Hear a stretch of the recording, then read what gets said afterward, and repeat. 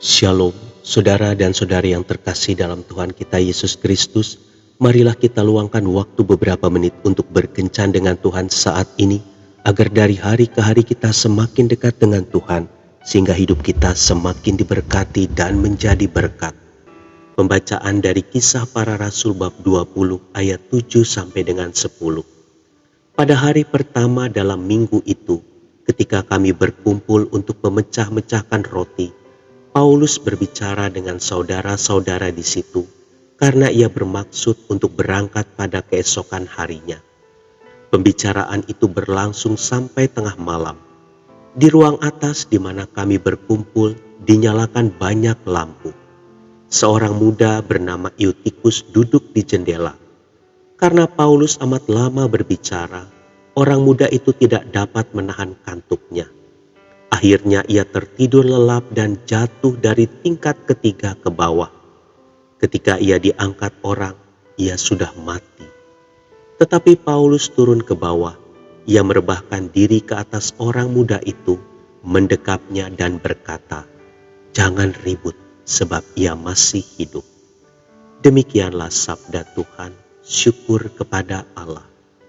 Saudara dan saudari yang terkasih dalam Tuhan kita Yesus Kristus, sebagai persiapan menghadapi banjir musiman yang bakal tiba, gubernur di suatu provinsi bertanya kepada seorang pastor tentang kemungkinan berapa banyak orang yang bisa tidur di gerejanya nanti jika gerejanya dipakai sebagai tempat pengungsian.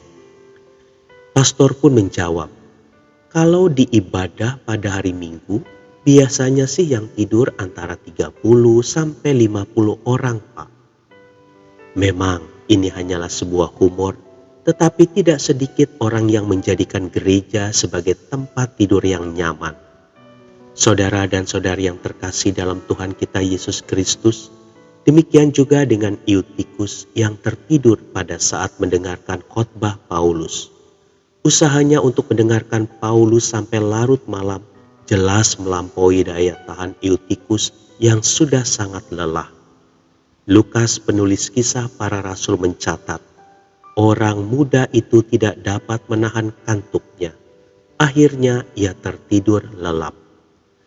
Ada beberapa hal yang dapat membuat Eutikus ini tertidur.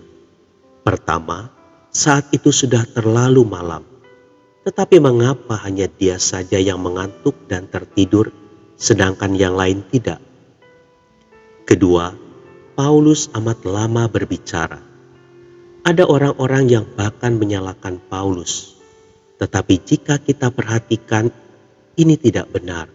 Karena setelah peristiwa Eutikus, Paulus masih meneruskan khotbahnya sampai pagi dan orang-orang yang lain masih tetap mendengarkan.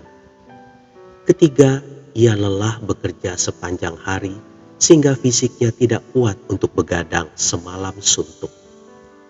Keempat, karena penerangan dalam ruangan itu memakai banyak lampu yang membuat udara dalam ruangan itu berasap dan pengap, ia lalu duduk di dekat jendela mencari angin segar.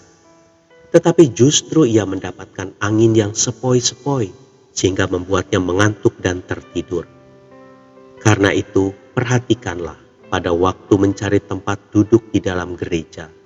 Jauhilah sorotan angin AC dan orang yang selalu mengajak bicara pada waktu ibadah. Kelima, mungkin karena ia kurang rindu pada firman Tuhan. Saudara dan saudari yang terkasih dalam Tuhan kita Yesus Kristus, pernahkah kita melihat orang yang tertidur bukan karena terlalu lama pastor berkhotbah, tetapi begitu pastor naik ke mimbar ia sudah tertidur? Kejadian ini disebut sebagai anchoring atau terjangkar. Pikiran orang tersebut sudah terjangkar atau terpaku kepada kondisi.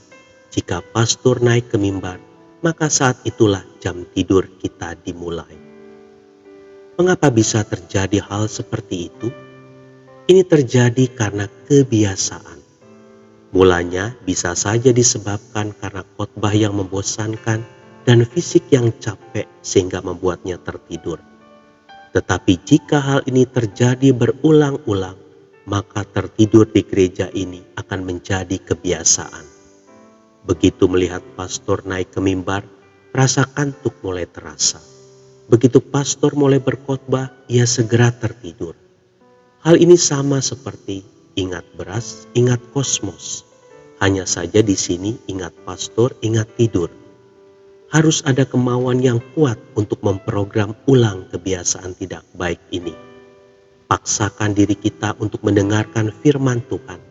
Jika kita berhasil memaksakan kebiasaan baik ini, maka kita tidak akan pernah tertidur lagi di gereja. Tuhan Yesus memberkati. Marilah kita berdoa dalam nama Bapa dan Putra dan Roh Kudus. Amin.